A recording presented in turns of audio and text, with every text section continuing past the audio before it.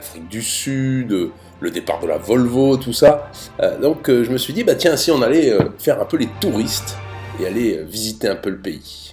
Alors aujourd'hui, on fait la séquence découverte.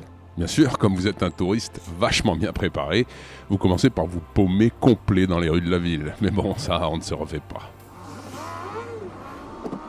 Situé à une 50aine de kilomètres dans le sud de la ville, Bonne-Espérance est un passage obligatoire pour tout marin qui visite Cape Town. La balade est super sympa et alterne entre des routes étroites et sinueuses accrochées à flanc de montagne et des grandes plongées vers des plages magnifiques. Partout, on vous prévient d'être très prudent car des colonies de babouins peuvent traverser la route à tout moment. Animal extrêmement agressif, il est fortement conseillé de garder ses distances.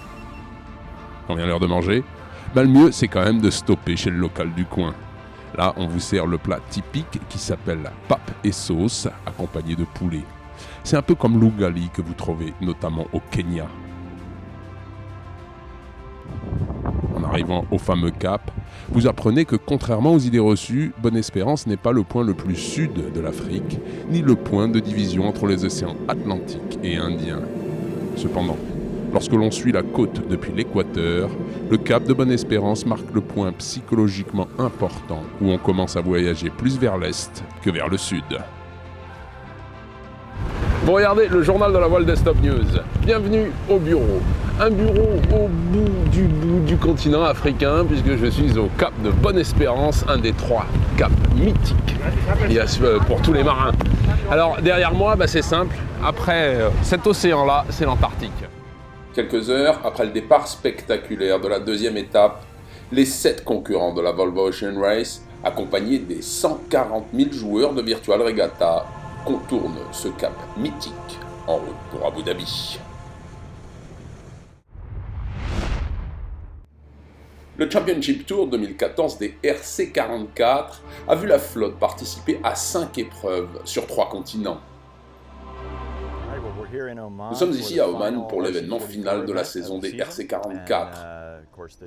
Les classements annuels pour les courses en flotte et le match racing seront décidés cette semaine. Et c'est très serré.